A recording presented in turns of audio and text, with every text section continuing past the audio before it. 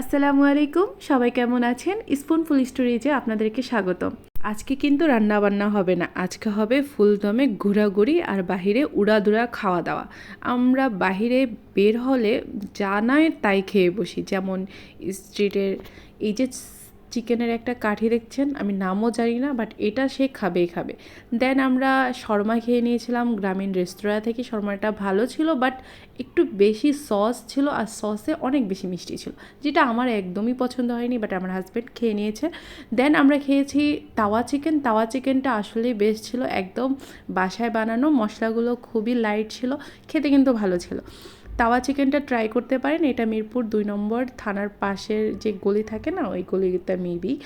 আর একটা ডিমা নিয়েছি, ডিমা তো আমি সবসময়ই খাই। আর এই কুলফিটা কিন্তু খুব ভালো ছিল, যারা বাদাম পছন্দ করেন তারা খেতে পারেন।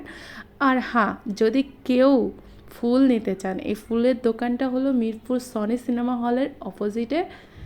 স্ট্রিট ফুডগুলো আছে না ওই লাইনের পাশেই। সো স্ট্রিট ফুড ওইখান থেকে খাওয়া হয়নি, কারণ আমাদের উদ্দেশ্য ছিল শোরুমগুলোতে যাওয়া। তো আমরা আরও গিয়েছিলাম, সাথে সাথে যতগুলো দোকান ছিল শোরুমের ওখানে ঘোরাঘুরি করছিলাম, কিছু ড্রেস দেখছিলাম আর কিছু জিনিস কেনাকাটা করছিলাম। ফ্রাই শেষের দিকে এখন আমাদের বাসায় ফিরতে হবে, এই নিয়ে ঝগড়া শুরু হয়ে গেল। হেঁটে এসেছো, হেঁটে যাবে, কে শুনে কার কথা? রিক্সা নাও, রিক্সা করেই বাসায় যাব।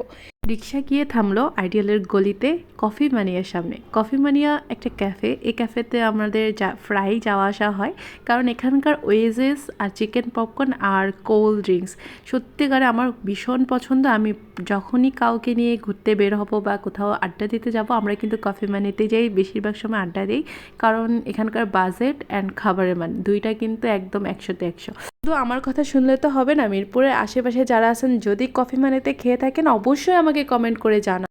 আজকে এই পর্যন্তই, ভালো থাকবেন সবাই, আর আমাদের চ্যানেলটাকে সাবস্ক্রাইব করে দিন এবং আমাদের পাশে থাকুন, আর জানাবেন কিন্তু কমেন্টে যে ভিডিওগুলো কেমন হচ্ছে।